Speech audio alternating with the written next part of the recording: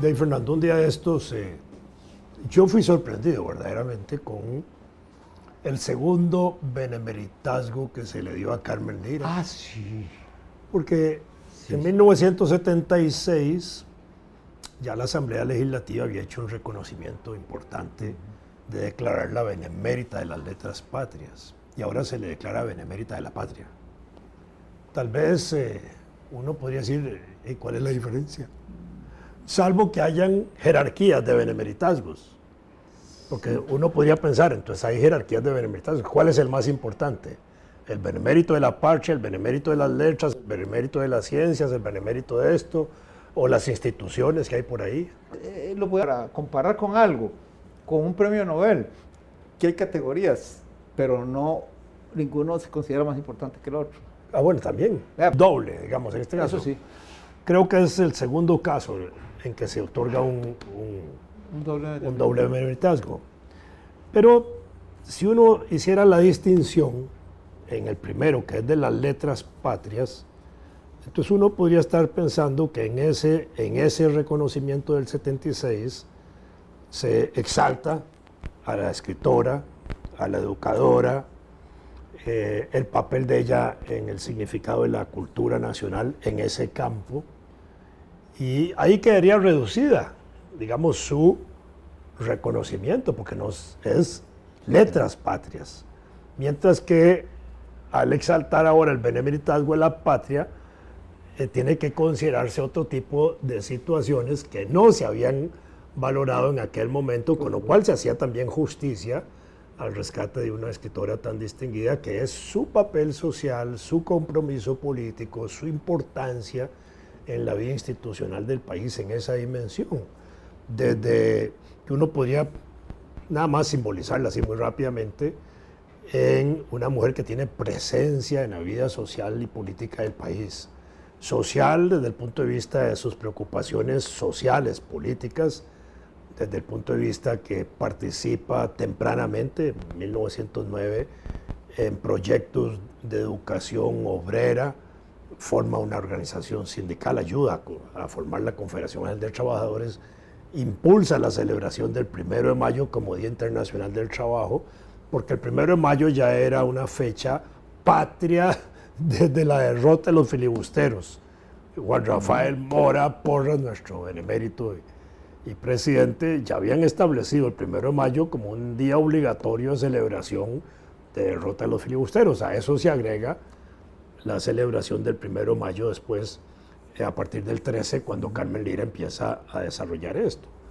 Después viene su participación política en la lucha contra la dictadura de los Tinoco, donde ella ya como maestra activamente toma un papel significativo en esa lucha junto con otras personalidades de la época para mover estudiantes y profesores en la caída de los Tinoco. En la década del 20 va a destacar la Carmen Lira en las luchas antiimperialistas y se liga a la asociación panamericana, al APRA, a la Alianza Popular Revolucionaria Americana de Víctor Raúl Haya de la Torre, que lo traen a Costa Rica siendo un muchachillo dirigente estudiantil que había fundado el APRA en 1925 en México, lo traen a Costa Rica, da conferencia aquí y forma parte de la APRA costarricense. Y vinculada al APRA, ahí en ese momento, que eran movimientos antiimperialistas porque se discutían en Costa Rica contratos con Electric Boat and Share, la Costa Rica Light and Traction Company, la Pan American, la Goodyear y otros, y a la United Fruit Company. También se desarrolló la Liga Cívica Juan Rafael Mora, donde estuvo Víctor Guardia y un señor Fournier y Quirós y un montón, Alvarado Quirós, nuestro primer rector. Y después la Liga Antiimperialista de las Américas, que también funciona en ese mismo periodo, donde hay jóvenes de la Escuela de Derecho, Manuel Mora, Luis Carballo, Jaime Cerdas, etcétera, que eran movimientos antiimperialistas de esa época que después terminan confluyendo. Algunos de ellos, la Liga Antiimperialista, parte del APRA con Carmen Lira, Luisa González, el esposo de Luisa, Gonzalo González, que después fue decano de farmacia en la universidad, y contribuyen a fundar el Partido Comunista. Y Carmen Lira, a partir de ese momento, no deja de ser escritora, sigue siendo escritora y tiene su narración social, Bananos y Hombres, una gira por la zona bananera y otros. Y asume un papel de conducción editorial del periódico Trabajo, que era el órgano del Partido Comunista, porque en el periodo 31-33 que estuvo Rómulo Betancourt aquí, Rómulo y ella hacían los editoriales del partido, del periódico Trabajo, y después ella continúa, digamos, bajo el manto, digamos, de su conducción editorial el periódico hasta el 48 y pasa a jugar un papel. Y en los años 30, en los acontecimientos internacionales de la época, la República Española, donde ella forma parte de la solidaridad con la República, la lucha antifranquista también, los comités en solidaridad de Braña, de Adolfo Braña, de Rafael Ángel Lluere, que después fue profesor de matemática en la universidad, que habían sido expulsados del país en esa década. Ellos juegan un papel importante en eso. Viene la lucha por la paz, porque ya se hablaba en esa época del peligro de una Segunda Guerra Mundial. Viene el problema del fascismo, la lucha antifascista en la Segunda Guerra Mundial y obviamente las consecuencias de la Guerra Fría y la persecución posterior a 1948, pero en esa década del 40 también interesante que como ella era miembro del Partido Comunista, terminan apoyando a Calderón Guardia en sus segundos 2 años de gobierno y terminan apoyando la candidatura única de Teodoro Picado en el año 44, cuando Teodoro Picado había sido ministro de Educación de Ricardo Jiménez en el 32, que le cierra la escuela maternal por ser ella militante comunista. Y entonces, y sin embargo, unos años después ella está apoyando a Teodoro. Y consecuentemente con eso muere en el exilio, ¿verdad?, del periodo este. Después viene el ostracismo, para ella político, que también le crea un ostracismo literario durante un tiempo hasta que es rescatada cuando se funda la editorial Costa Rica tiempo después. Me parece que esta sería como la otra visión de Carmen Lira, que no siempre se destaca de esa manera. Además fue fundadora de sindicatos de mujeres y eso, pero que no siempre se destaca y que uno podría pensar, bueno, entre el benemeritazgo de las letras y esta vida militante, política, que contribuye a forjar las garantías sociales, el Código de Trabajo, el Estado Social de Derecho, a la postre quizás esto es lo que se está resaltando, aunque no se diga eso de manera tan explícita en el reconocimiento de benemérita de la Parcha. Me parece a mí, no sé, porque es un doble benemeritazgo. No, yo estoy de acuerdo. Yo creo que si me fueran a preguntar cuál es el que vale, si hay que decir que uno de los dos vale, es este último.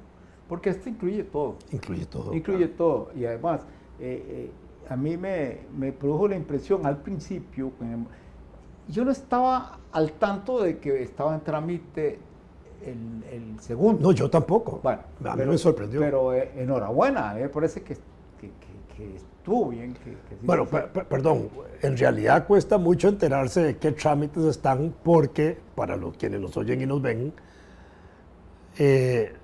este tipo de nombramiento se hace de manera secreta en la Asamblea Legislativa. Se crea una comisión secreta que solo la conoce el presidente de la Asamblea Legislativa, que nombra el grupo de diputados para que hagan un estudio sobre nombramientos de esta naturaleza.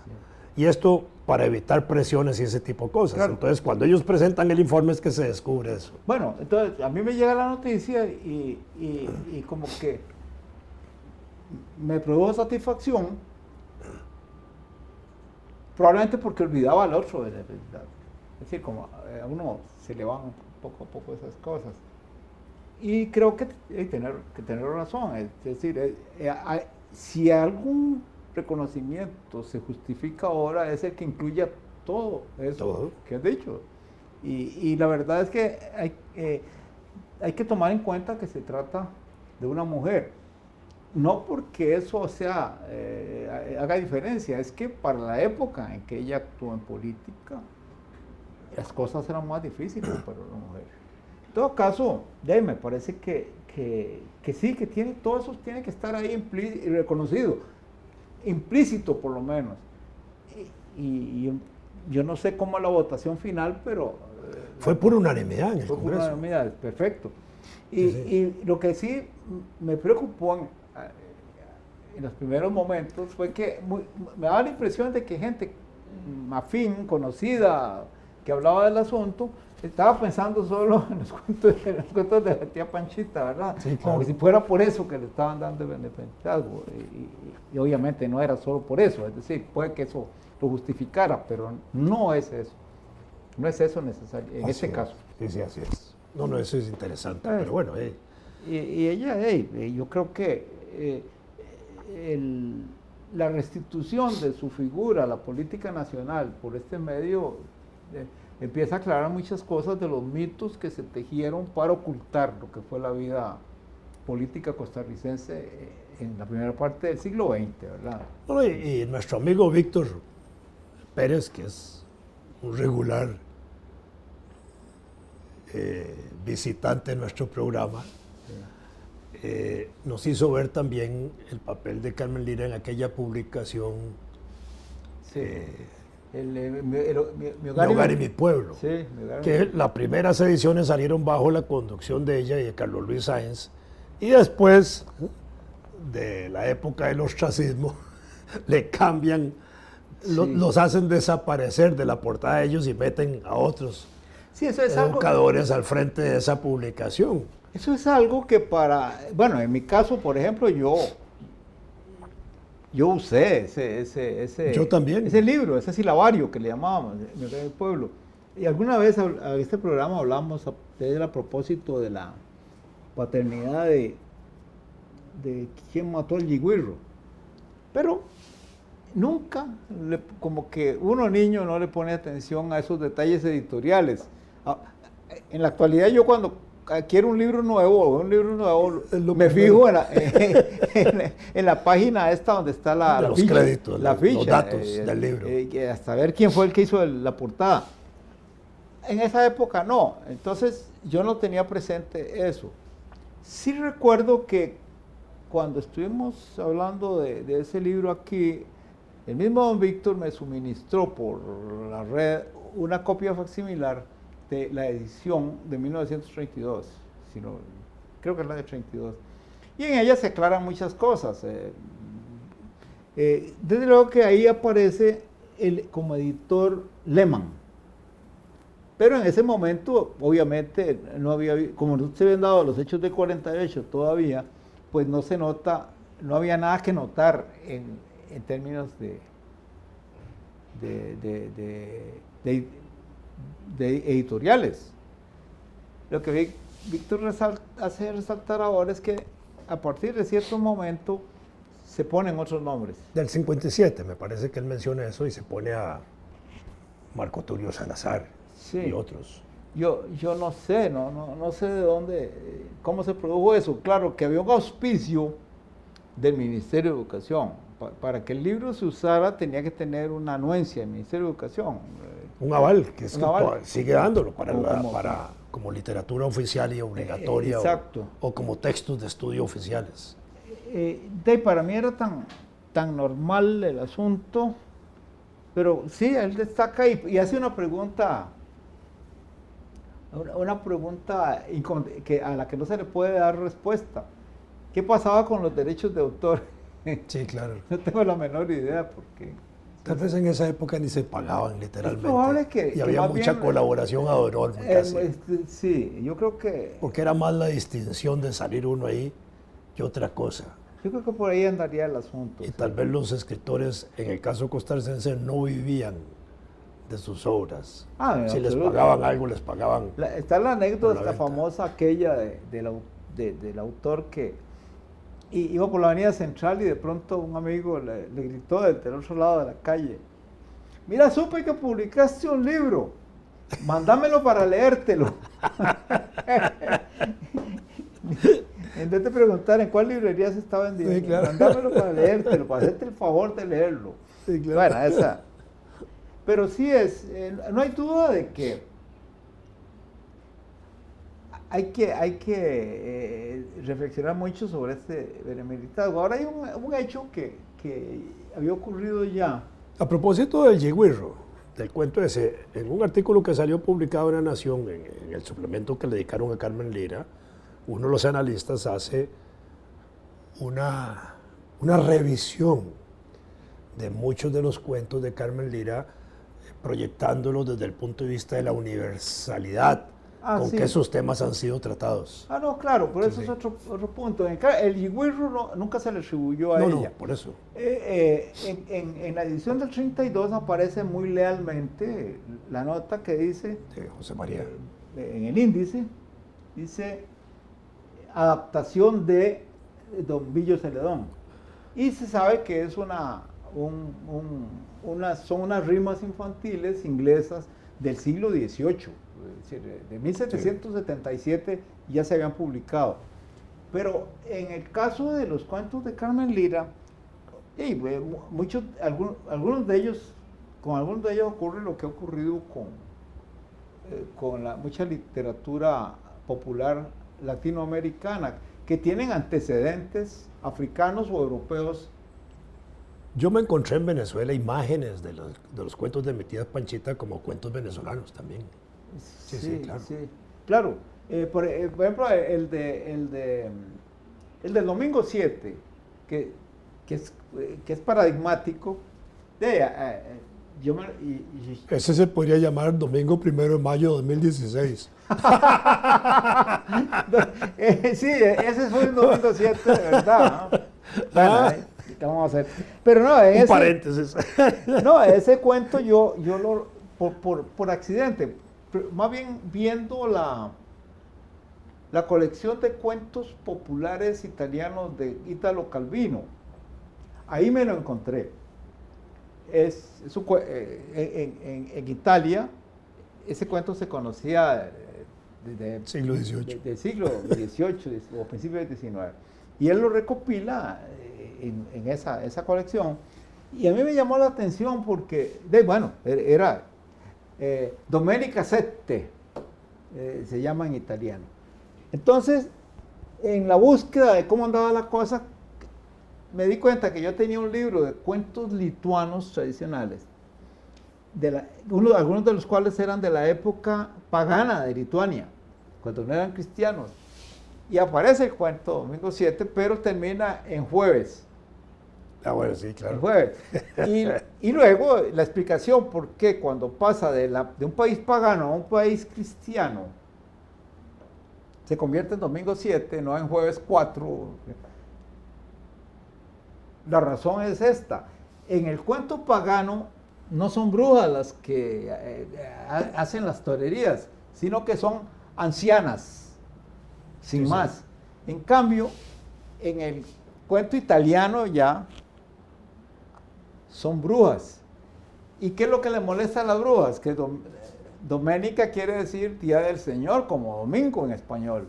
Y entonces en los países cristianos circula como Domingo 7, Domenica 7, Dimanche 7, yo creo, y me imagino, en Francia. En todo caso, bueno, eso viene rodando los tiempos y ahí está. Eso no tiene mayor importancia, porque la arqueología literaria siempre conducirá a cangilones como este, ¿verdad?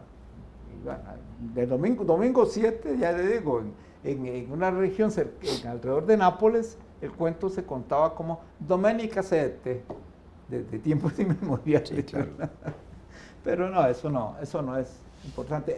Me parece más significativo, a la luz de algo que está ocurriendo en Estados Unidos, el que la hayan puesto como efigie en uno de los billetes de Costa Rica. En el billete de 20,000 colones. 20,000 colones. Ahora vamos, ¿qué pasó en Estados Unidos en estos días? Muy interesante el cambio. Ha habido una reacción siniestra de algunos, sobre todo de ciertas cadenas de televisión en Estados Unidos, contra la decisión de quitar a Jackson del billete. Presidente Jackson. De presidente Jackson, de uno de los billetes, el de 20. Del mismo, de 20. Y poner a una negra de apellido Tubman, que fue una activista de la liberación de los esclavos y otras cosas. Entonces se ha despertado el racismo más indigno que se puede dar en una sociedad contra esa medida, pero que ya es inevitable. Porque incluso hubo un debate un día de estos entre una señora blanca historiadora y un blanco locutor de la cadena Fox, que es un imbécil, que empezó a hablar de la importancia histórica de Jackson, y ella le demostró lo que todos sabemos, que Jackson fue un asesino, un genocida, un individuo que no merece estar en ningún libro de historia. Los indios de Florida fueron exterminados por ese insano. Entonces, es uno de los presidentes que más vergüenza le deberían dar a los Estados Unidos. Es un exterminador, un genocida. Fue esclavista, entiendo. Que lo quiten a él por poner a esa señora, y entonces, claro, esta señora historiadora blanca le ha dado una lección.